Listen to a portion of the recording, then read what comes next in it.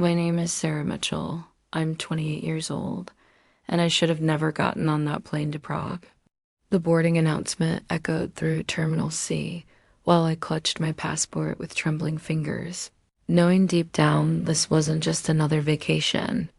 Something felt different about this trip from the moment I booked it 3 months earlier during one of those sleepless nights when Mom's coughing fits kept the entire house awake.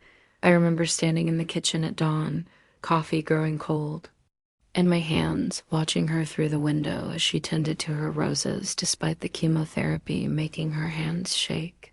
That's when I made the decision. One last adventure before life became hospital visits and counting down days. Prague had always been her dream destination, the city she'd described in vivid detail from old travel magazines she collected as a young woman. The flight attendant's voice brought me back to the present. Row 14, seat a window seat, just like I'd requested. As we taxied down the runway, I pressed my face against the cold glass and watched Chicago disappear beneath a blanket of clouds. The city where I'd spent every single day of my life was shrinking to nothing, and for the first time, I felt genuinely free. But freedom comes with a price, and I was about to learn that lesson in the most unexpected way. The elderly man sitting next to me introduced himself as Victor, a Czech native returning home after 40 years in America. His weathered hands held an old photograph of a woman with kind eyes and a gentle smile. "My wife," he explained quietly, noticing my curious glance. "She died last winter. I'm bringing her ashes back to Prague, to the place where we first met." His voice carried decades of love and loss, and I found myself sharing my own story about Mom's illness, about this trip being my escape from watching her slowly fade away. Victor listened with the patience of someone who understood grief intimately. When I finished, he placed his hand over mine and said something that would haunt me for months to come.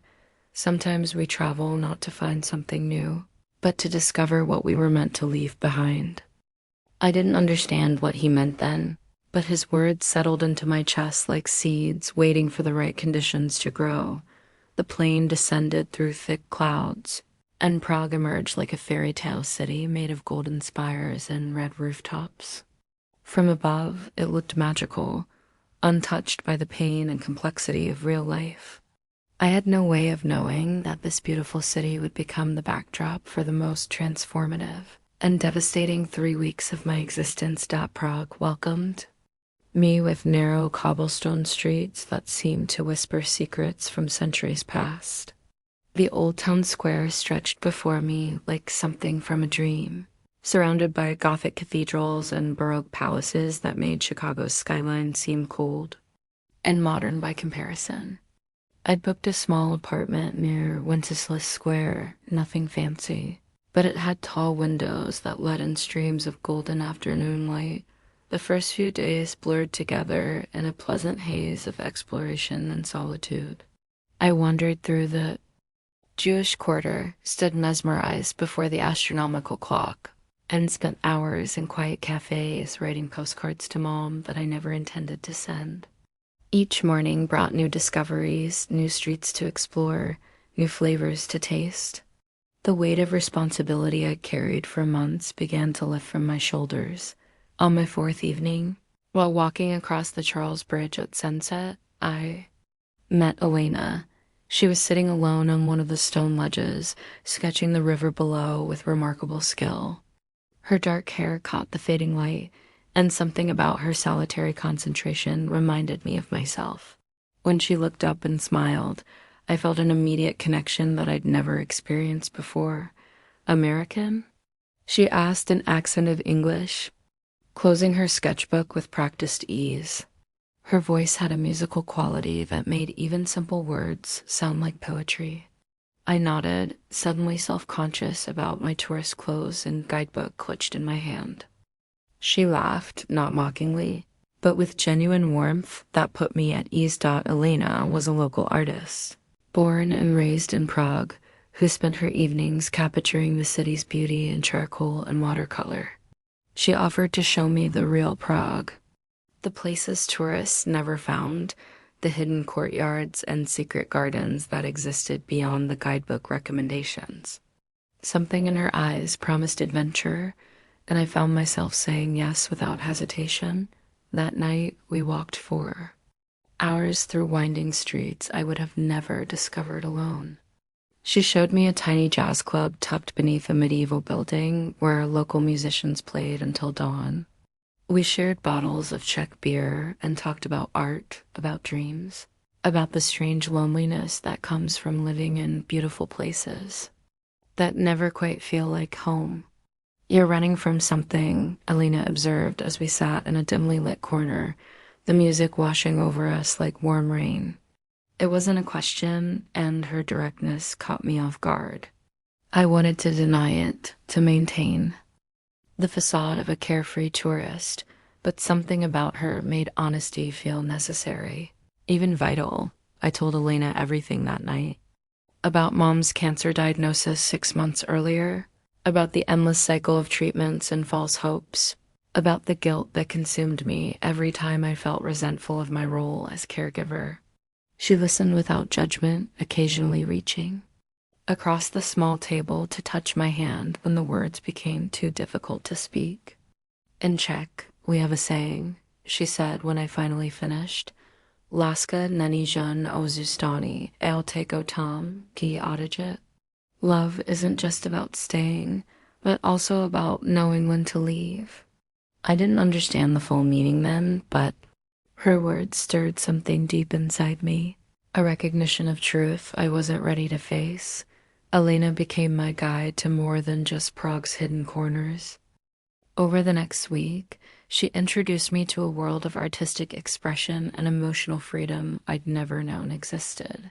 We spent mornings in her studio, a converted attic space filled with canvases and sculptures that captured the raw essence of human experience.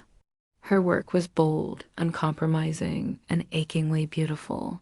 She taught me to see Prague through an artist's eyes, to notice the way light fell across ancient walls, to appreciate the stories written in the faces of strangers. We explored the city's underground art scene, attended gallery openings in converted warehouses, and spent late nights discussing philosophy and creativity with her circle of friends. But it was the quiet moments that affected me most deeply. Sitting in her studio while she painted, watching her hands move across canvas with confidence I envied. Walking through Petrum Park in comfortable silence, both of us lost in our own thoughts. Sharing simple meals in her tiny kitchen while rain drummed against the windows. I began to understand that I'd been living my life on autopilot for years, going through motions without truly experiencing anything. Mom's illness had intensified. This numbness, turning each day into a series of medical appointments and careful conversations about hope and treatment options. In Prague with Elena, I felt awake for the first time in memory. 2 weeks into my trip, Elena invited me to accompany her to a small village outside the city where her grandmother lived. She's dying, Elena explained matter-of-factly, but she wants to meet you. She says Americans have interesting energy. The irony wasn't lost on me that I'd traveled across an ocean to escape death, only to be invited to sit beside another deathbed. The train ride through the Czech countryside was hauntingly beautiful. Rolling hills dotted with small farms, ancient churches standing sentinel over tiny villages, forests that looked like they belonged in fairy tales. Elena sat beside me, pointing out landmarks and sharing childhood memories with an ease that made me envious of her connection to place and family. Elena's grandmother lived in a cottage that seemed to emerge organically from the landscape around it. Vines covered the stone walls, and flowers bloomed in wild profusion around the doorway. Inside, the rooms were small and warm, filled with handmade furniture and the lingering scent of herbs and wood smoke. The old woman, Babika, as Elena called her, greeted me with eyes that held decades of wisdom and pain. Despite speaking little English. Babica communicated with remarkable clarity through gestures, expressions, and the universal language of kindness. She served us tea from delicate porcelain cups and showed me photographs spanning generations of family history. Through Elena's translations, I learned about survival during World War II, about love letters that sustained hope during communist oppression, about the quiet heroism of ordinary people living through extraordinary times. But it was Babica's attitude toward her approaching death that affected me most profoundly. She spoke about it with the same casual acceptance she might discuss the weather or next season's garden plans. Death is just another journey, Elena translated as her grandmother's weathered hands gestured gracefully. We spend so much energy fearing it that we forget to live fully while we can. That evening, as Babica prepared for bed, she took my hands in hers and spoke directly to me in Czech. Elena hesitated before translating, her voice unusually quiet. She says you're carrying someone else's fear of dying, and it's keeping you from living. She says your mother would want you to be free, even if that freedom means letting go. The words hit me like a physical blow. I'd spent months telling myself that staying close to Mom was love, that my presence somehow made her fight easier. But sitting in that cottage, surrounded by the evidence of a life fully lived despite hardship and loss, I began to question everything I thought I knew about. Duty and sacrifice. We returned to Prague the next day, but something fundamental had shifted inside me. The city looked different, more vivid and alive, as if I'd been seeing it through a fog that had suddenly lifted. Elena noticed the change immediately, commenting on how my eyes seemed brighter, more present. But with clarity came a terrible realization that I tried desperately to ignore. That night, alone in my apartment, I called home for the first time since arriving in Prague. Mom's voice sounded smaller than I remembered, more fragile, but when I asked about her treatments, she insisted everything was fine. "Don't worry about me, sweetheart," she said with forced cheerfulness. "Just enjoy your vacation. You deserve this time for yourself." But I could hear something else in her voice, something she was trying to hide. Fear, perhaps, or loneliness, or simply the exhaustion that comes from fighting a battle you're slowly losing. The guilt crashed over me in waves, made worse by how alive and free I'd felt just hours earlier. The internal war that raged over the next few days was unlike anything I'd ever experienced. Part of me knew I should book an immediate flight home, resume my role as dutiful daughter and primary caregiver. But another part of me, a part that had awakened in Prague, rebelled against that familiar prison of obligation and fear. Elena sensed my struggle without me having to explain. She found me one morning sitting in a cafe near my apartment, staring at a half-written email to Mom that I couldn't bring myself to finish. Instead of offering easy comfort or simple advice, she sat beside me in silence, her presence both soothing and challenging. "What are you afraid of?" she finally asked. The question was deceptively simple, but it cut straight to the heart of everything I'd been avoiding. I was afraid of Mom dying alone. I was afraid of missing her final moments. I was afraid that choosing my own happiness made me selfish and unworthy of love. But underneath those fears lay something even more terrifying. I was afraid that if I returned to Chicago, I would disappear completely into the role of caregiver and never emerge again. I was afraid that Mom's death would leave me empty and lost, having never discovered who I was meant to be beyond her illness. "Come with me," Elena said, standing and extending her hand. We walked through the city for hours, not speaking, just breathing in the autumn air and letting Prague work its subtle magic. We ended up at Vyšehrad, the ancient castle overlooking the vault of a river, where Elena often went to think and create. Sitting on the old fortress walls with the city spread below us, Elena began to tell me about her own experience with loss and difficult choices.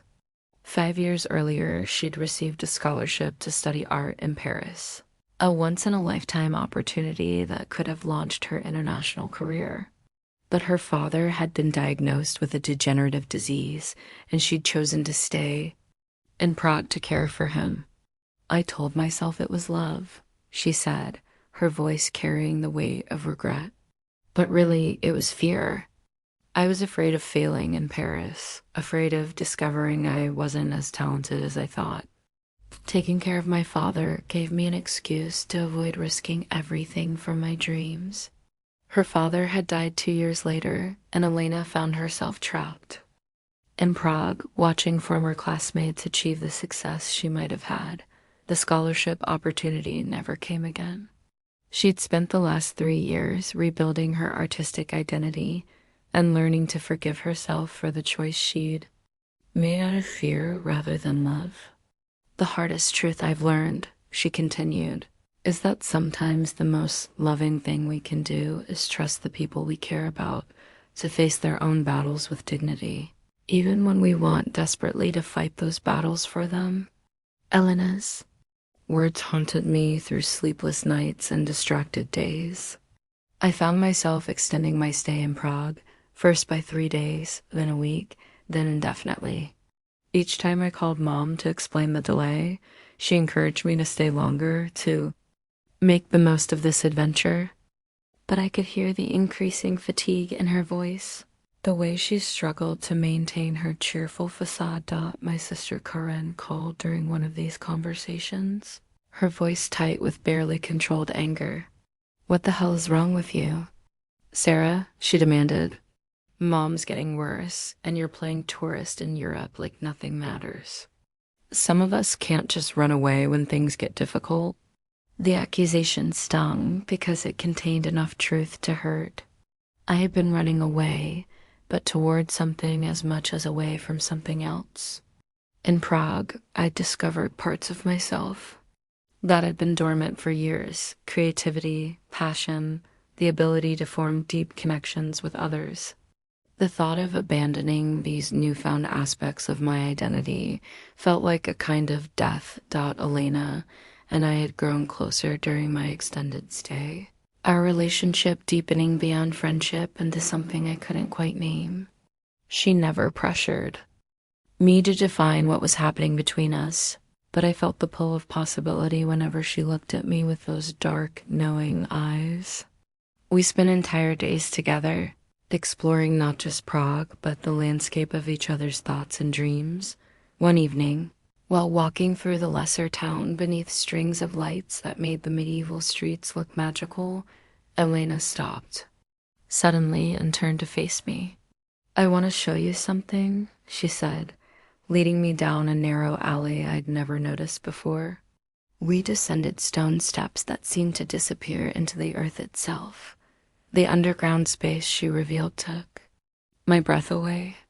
It was an abandoned wine cellar that had been transformed into an artist's sanctuary, filled with sculptures and paintings created by Prague's underground art community. Candles provided the only light, casting dancing shadows on walls covered with works that ranged from beautiful to disturbing to transcendent.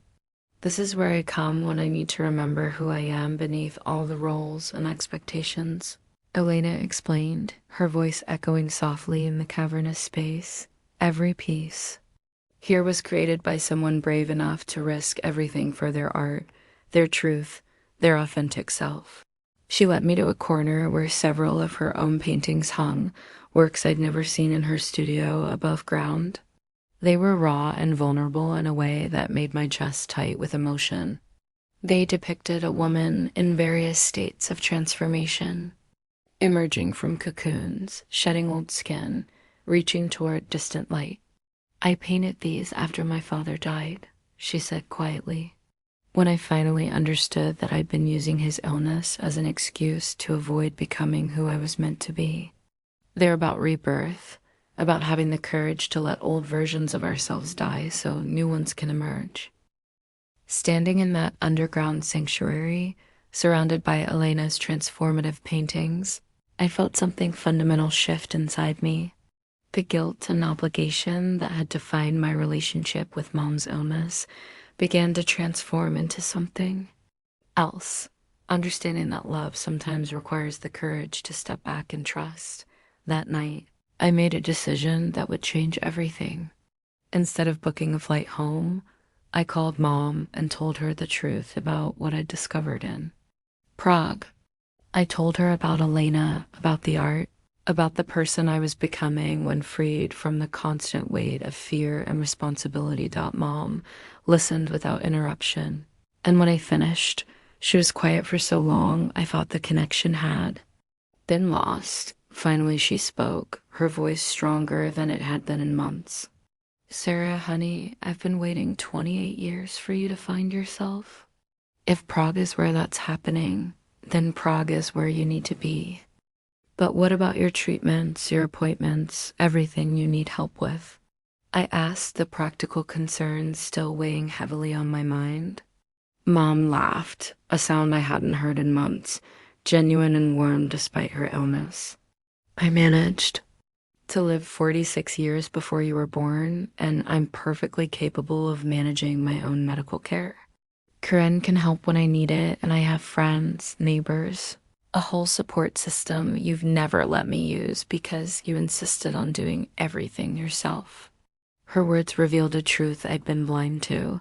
My constant hovering hadn't been entirely about her needs, but about my own need to feel necessary, to have a clear role and purpose that didn't require me to figure out who I was as an individual. I want you to stay in Prague, Mom continued, her voice growing firm with conviction. I want you to fall in love with that woman I can hear in your voice when you talk about her. I want you to discover whatever it is you're meant to discover. There, and I want you to stop using my illness as an excuse to avoid living your own life. The conversation lasted 2 more hours, and by the end of it, both of us were crying and laughing in equal measure. For the first time since her diagnosis, we talked not as patient and caregiver, but as 2 women trying to make sense of love and loss and the courage required to live authentically. After hanging up, I sat in my Prague apartment watching dawn break over the red rooftops, feeling simultaneously liberated and terrified.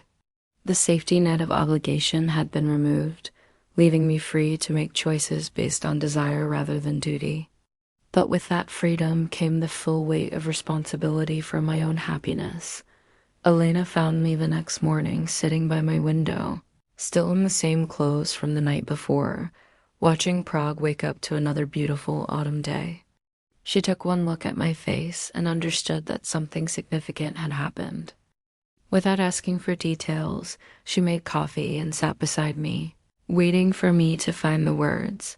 When I finally told her about the conversation with Mom, about the permission I'd been given to stay and explore this new version of myself, Elena's response surprised me. Instead of celebration or relief, she looked troubled, almost sad. What's wrong? I asked, confused by her reaction. She was quiet for a long time, staring into her coffee cup as if it held answers to questions I couldn't. Here, I'm afraid, she admitted finally. I'm afraid that you're making this choice for the wrong reasons, that you're running toward me the same way you were running away from your mother. That doesn't lead to authentic love or authentic life. It just changes the location of the cage. Her honesty was both painful and necessary. In my excitement about staying in Prague, I'd been thinking of Elena as a destination rather than a person, Prague as an escape rather than a place to build something real. The realization forced me to confront deeper questions about what I actually wanted and why. So, what do you think I should do?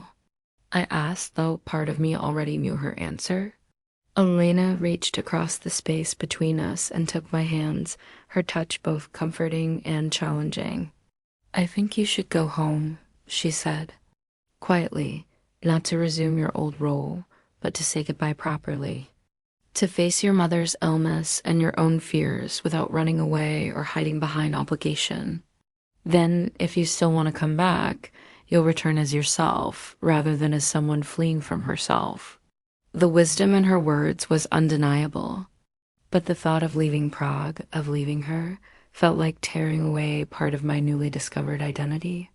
We spent the rest of that day walking through the city that had become so meaningful to me, talking about love and courage and the difference between choosing something and being chosen by it. That evening, Elena took me back to the underground art sanctuary. In the candlelit space surrounded by works of transformation and rebirth, she pulled out a small canvas I'd never seen before. It was a painting of me, but not as I'd ever seen myself. Confident, radiant, with eyes that held both sorrow and hope. "This is how I see you," she said, offering me the painting. "This is the woman who exists beneath all the roles and fears. Take her with you to Chicago. Let her help you say goodbye to your mother with love instead of guilt, with presence instead of obligation." The flight back to Chicago felt like traveling backward through time. Everything about the city looked smaller and grayer than I remembered, as if Prague had expanded my capacity to see color and possibility. But along with the inevitable culture shock came something unexpected, a sense of homecoming I hadn't anticipated. Mom was waiting at the airport, thinner than when I'd left, but somehow more vibrant, as if my absence had allowed her to reclaim parts of herself that had been obscured by our caregiving dynamic. She hugged me tightly, and I could feel how much weight she'd lost, but also how much strength she'd gained. "You look different," she observed as we drove through familiar streets that suddenly seemed foreign to my Prague-adjusted eyes. "Older, maybe. Or just more yourself." She was right. I felt fundamentally changed by my time away, as if I'd left Chicago as one person and returned as someone else entirely. The house looked exactly the same, but my perception of it had been transformed. Instead of seeing a prison of obligation and medical appointments, I saw the place where I'd grown up, where Mom had built a life filled with small joys and quiet victories.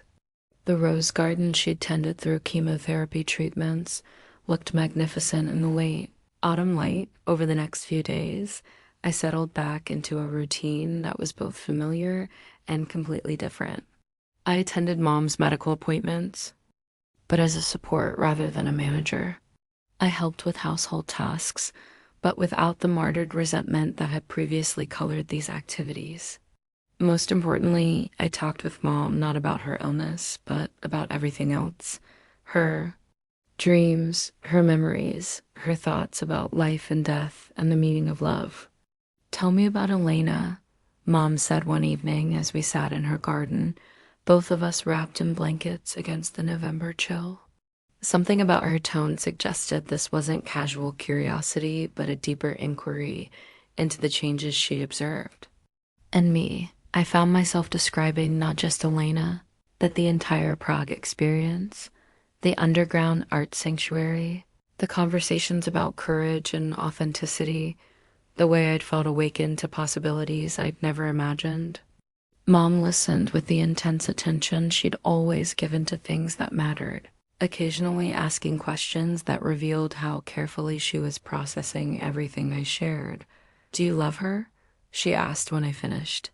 The question was simple, but it forced me to examine feelings I'd been afraid to name clearly. The answer came without hesitation. Yes, I loved Elena, but more than that, I loved the version of myself that existed when I was with her. "Then why are you here instead?" Of there, Mom's question carried no judgment, only genuine curiosity about my choices and motivations. Mom's question lingered in the air between us, demanding an answer I wasn't sure I could give.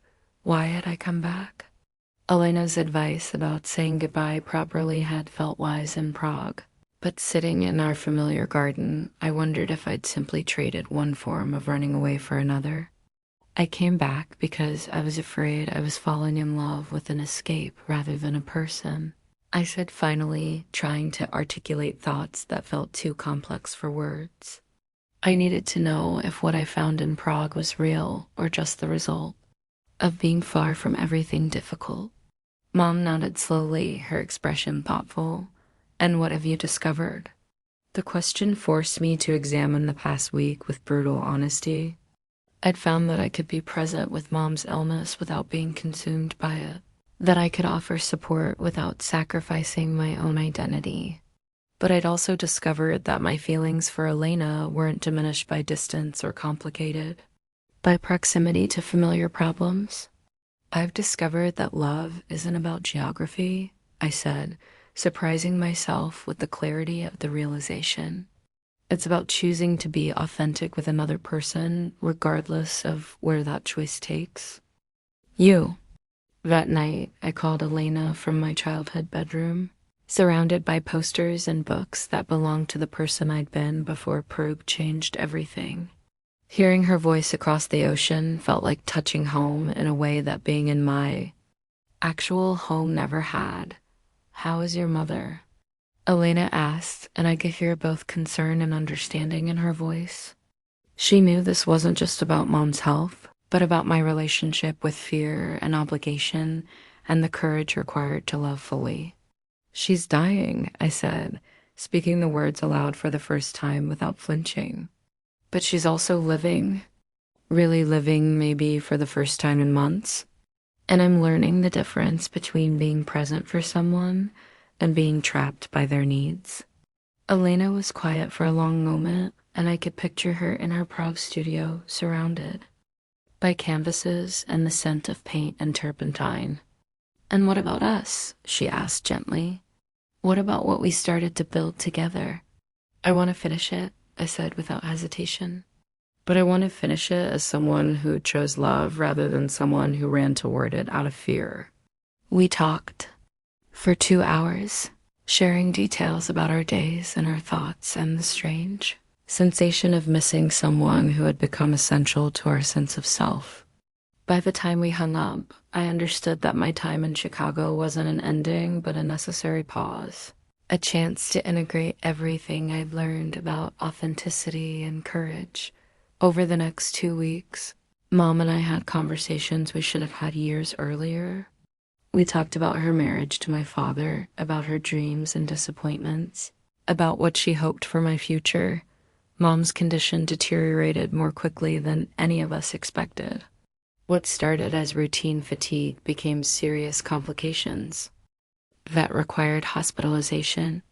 But instead of the frantic fear that had characterized our previous medical crises, I found myself able to be present with remarkable calm. "I'm proud of who you've become," Mom told me one afternoon as we sat in her hospital room, late autumn sunlight streaming through windows that overlooked the city. I'd grown up in, but never really seen clearly until I'd left it. Her voice was weak, but her eyes held a clarity that made her words feel like a benediction. "I used to worry that I hadn't taught you enough about independence, about standing up for yourself. But watching you these past few weeks, seeing how you've learned to balance caring for others with caring for yourself, I realize you figured out the most important lesson on your own." That night, alone in the hospital waiting room while Mom slept, I made a decision that felt inevitable rather than sudden. I called Elena and told her I wanted to come back to Prague, not as someone running from death, but as someone who had learned to embrace both love and loss as essential parts of living fully. "Are you sure?" Elena asked, and I could hear something careful in her voice, as if she were afraid to believe this was really happening. "I'm sure," I said, and meant it completely. "I want to build a life with you, not as an escape from my old life, but as a genuine choice about who I want to become." Mom died 3 days later, peacefully and surrounded by family. Her last words to me were about Prague, about Elena, about the importance of choosing courage over comfort. "Go," she whispered, squeezing my hand with surprising strength. "Go and be happy. That's all I've ever wanted for you." The funeral was everything Mom had hoped, a celebration of her life rather than a mourning of her death. Friends and neighbors shared stories about her kindness, her fierce independence, her ability to find joy even during the darkest periods of her illness. I realized that while I'd been focused on being her caregiver, she'd continued being herself, a woman who touched many lives with her strength and grace. Corinne and I had difficult but necessary conversations about forgiveness and understanding. She admitted that her anger about my Prague trip had been rooted in envy rather than righteousness. I wanted to run away too, she confessed. I just didn't have the courage to actually do it. 2 weeks after Mom's funeral, I stood in the Prague airport again, but everything felt different this time. I wasn't running toward or away from anything. I was choosing a life that honored both the woman who had raised me and the woman I had discovered myself to be. Elena met me at the Prague airport with a smile that felt like coming home. She looked exactly as I remembered, but somehow more vivid, as if my time away had sharpened my ability to see her clearly. The embrace we shared in the arrivals hall was both reunion and beginning, acknowledgement of what we'd built and promise of what we might create together. "How do you feel?" she asked as we drove through Prague's familiar streets, the city looking both exactly the same and completely transformed by the knowledge that this time I wasn't leaving. "Free," I said, surprised by how completely the word captured my emotional state. For the first time in my adult life, I feel genuinely free to choose what comes next. The apartment Elena had found for us was in a building near her studio, with tall windows that filled the rooms with light and a small balcony that overlooked a courtyard where children played and neighbors grew vegetables in window boxes. It felt immediately like home in a way my Chicago house never had, even after living there for 28 years, but the transition wasn't entirely smooth. Prague in winter was harsher than the autumn city I'd fallen in love with, and there were practical challenges I hadn't anticipated. Learning Czech, navigating bureaucracy, finding work that would allow me to stay legally. Some days, the weight of what I'd left behind threatened to overwhelm my excitement about what lay ahead. Elena was patient with my struggles, understanding that building a new life required more than love and good intentions. She helped me find freelance writing work with English language publications, introduced me to other expatriate artists, and most importantly, gave me space to process the grief and liberation that came with such a fundamental life change. Transformation is never just addition, she observed one evening as we walked along the Vltava River, the water reflecting city lights like scattered stars. It also requires letting go of things that no longer serve who you're becoming. That's always painful, even when it's necessary. Her words helped me understand why some days felt like mourning, even when I was happy with my choices. I was grieving not just Mom's death, but the death of the version of myself that had existed before Prague, before Elena, before I learned. The difference between obligation and love. Spring arrived suddenly that year, transforming Prague from a city of gray stone and bare branches into something magical and alive. Elena and I spent long afternoons exploring neighborhoods I'd never seen, discovering tiny galleries and cafes that existed far from the tourist routes. I began to feel like a resident rather than a visitor, someone with a stake in the city's daily rhythms and seasonal changes. By summer, I'd established routines that made Prague feel genuinely like home. I had favorite cafes where the staff knew my order, a regular spot at the weekly farmers market, friends who included me in their weekend plans without thinking about my foreign origins. Most importantly, Elena and I had developed the comfortable intimacy that comes from sharing daily life rather than just romantic adventures. We worked together on a collaborative art project that combined her visual art with my writing, exploring themes of identity and transformation that reflected both our experiences. The project was accepted for exhibition at a small but respected gallery in the lesser town. An opening night felt like a celebration of everything we'd built together. Standing in the gallery surrounded by our combined creative work, I realized that I'd found something I hadn't even known I was searching for. a sense of purpose that existed independently of anyone else's needs or expectations. For the first time in my life, I was creating rather than just responding, building rather than just maintaining. Do you ever regret it? Elena asked later that night as we walked home through streets that had become as familiar as the Chicago neighborhoods of my childhood. Leaving everything behind, starting over completely? The question required honest examination of the life I'd built over the past year. There were things I missed. Corinne's laugh, the Chicago lakefront in summer, the ease of moving through a culture I understood intuitively. But regret? No, regret required wishing I'd made different choices. And every significant choice I'd made since first boarding that plane to Prague felt right in ways that transcended simple happiness or satisfaction. No, I said definitively. I don't regret any of it. Even the painful parts were necessary for becoming who I needed to become. That autumn, we received an offer that would test the strength of what we'd built together. Elena was invited to participate in a prestigious art residency in Berlin, a 6-month program that could significantly advance her international career. The opportunity was exactly what she'd been working toward for years, but accepting it would mean temporary separation and uncertain future plans. I want you to take it, I told her when she showed me the acceptance letter, though the thought of being apart felt like contemplating surgery without anesthesia. But what about us? What about the life we're building here? Elena's concern was understandable. We'd both made significant sacrifices to be together, and the residency threatened the stability we'd worked to create. Us is strong enough to survive 6 months apart, I said, meaning it completely. And if it's not, then we need to know that now rather than building something fragile and calling it permanent. Elena left for Berlin in November and Prague without her felt like a city in a foreign language I was still learning to speak. But instead of the devastating loneliness I'd expected, I discovered something surprising. I could miss her intensely while still enjoying my solitary life in ways I'd never experienced before. Without Elena's daily presence, I developed relationships with Prague that were entirely my own.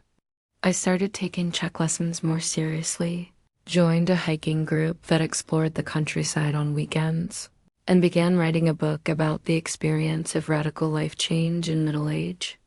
The story was my own, but I suspected it would resonate with other people who felt trapped by obligations and fears. We talked every day, sharing details about our separate adventures and discoveries. Elena's work in Berlin was flourishing. She was creating pieces that pushed her artistic boundaries and making connections that would benefit her career for years to come. But she also talked about missing Prague, missing the life we'd built together. I'm learning that love isn't about never being apart, she said during one of our late-night video calls. It's about growing individually in ways that make being together richer and more authentic. Christmas in Prague without Elena was both melancholy and magical. The city transformed into a winter wonderland of Christmas markets and glittering lights, but experiencing it alone forced me to confront how much of my Prague identity had been intertwined with our relationship. I spent the holiday with other expatriate friends, discovering a community I'd never fully explored while wrapped in the cocoon of romantic love. On New Year's Eve, standing on Charles Bridge, surrounded by strangers celebrating in multiple languages, I made a resolution that surprised me with its clarity. Whether Elena returned to Prague or chose to extend her time in Berlin, I would stay. This city had become home not because of her, but because of who I'd become while living here. The revelation felt both liberating and terrifying. I'd left Chicago to escape a life defined by other people's needs, fallen in love with Prague through Elena's eyes, and now discovered that my connection to this place transcended any single relationship. I was finally truly choosing my own life, Elena returned in April with a glow of creative fulfillment and an offer to exhibit her Berlin work in galleries across Europe. But she also returned with certainty about what mattered most to her. Berlin taught me that I can succeed anywhere, she told me the night she arrived back, but Prague is where I want to build my life. With you, if you'll have me. Standing in our apartment with spring light streaming through windows that overlooked the courtyard where I'd watched seasons change, I understood that we were both different people than we'd been when she left. The separation had strengthened, rather than weakened, what we'd built together, proving that our love could survive independence and individual growth. Summer brought unexpected visitors from Chicago. Karen arrived with her teenage daughter, curious to see the place that had transformed her sister so completely.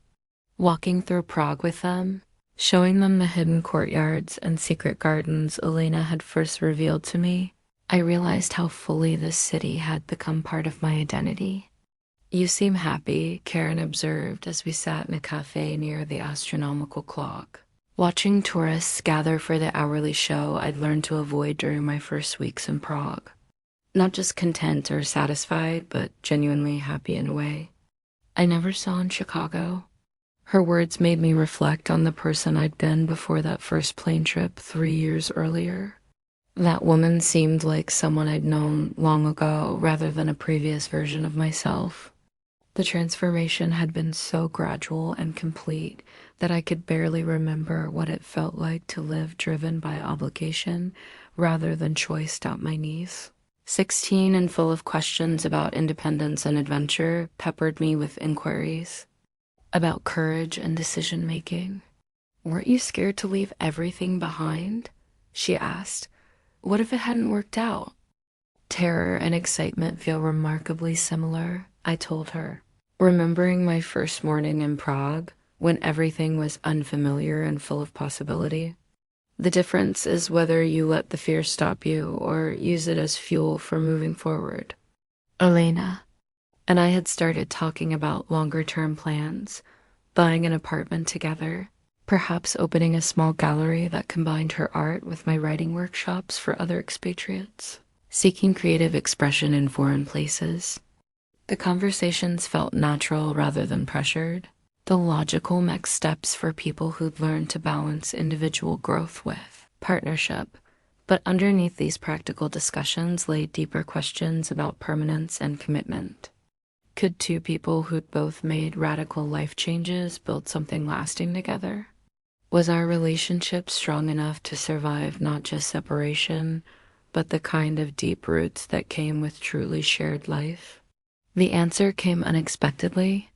During a simple Tuesday evening in late August, Elena was working in her studio while I wrote in our living room, both of us absorbed in our separate creative processes, but aware of each other's presence. Rain drummed against the windows, and the apartment filled with the comfortable silence of two people who didn't need constant interaction to feel connected. Looking up from my laptop, watching Elena's concentration as she mixed colors on her palette, I felt a wave of contentment so complete it took my breath away. This was what I'd been searching for without knowing it. Not constant excitement or drama, but the deep satisfaction of building daily life with someone who enhanced rather than diminished my sense of self.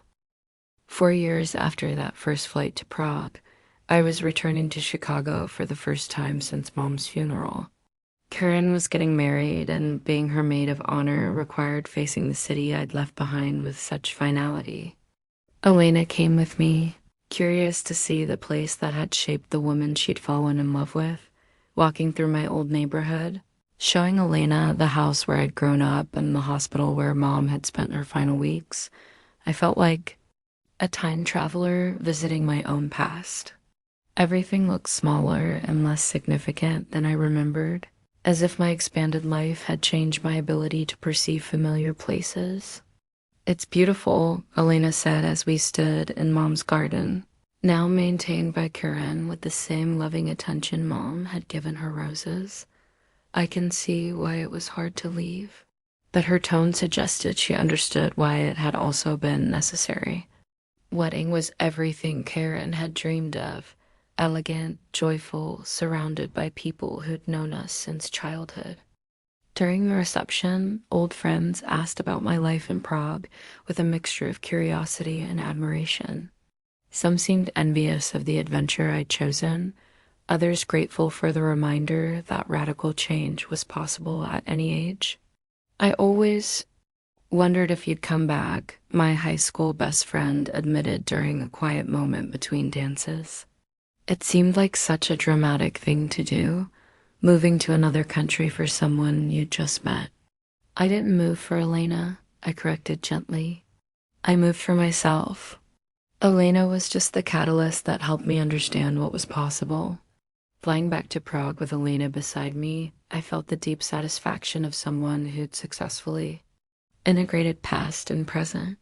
Chicago would always be part of my history, but Prague was my chosen future. The difference felt profound and permanent.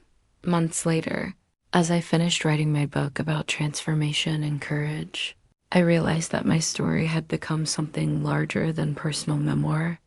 It was about the possibility of radical reinvention, about choosing authenticity over security, about the way love can liberate us from lives we've outgrown. Elena read the final pages over my shoulder as I typed, her presence both inspiring and comforting.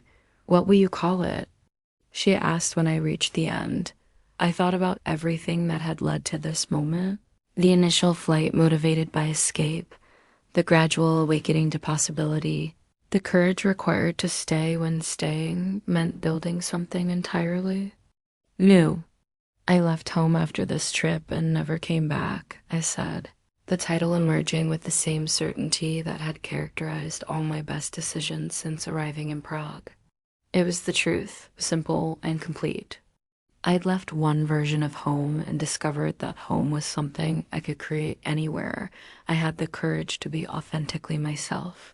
Looking out our window at Prague's familiar skyline, Elena's hand warm on my shoulder, I understood that some journeys don't end. They transform into ways of living, of seeing, of choosing daily courage over comfortable limitation. That first flight to Prague had been the beginning of becoming who I was always meant to be. The woman who'd boarded that plane 4 years earlier no longer existed.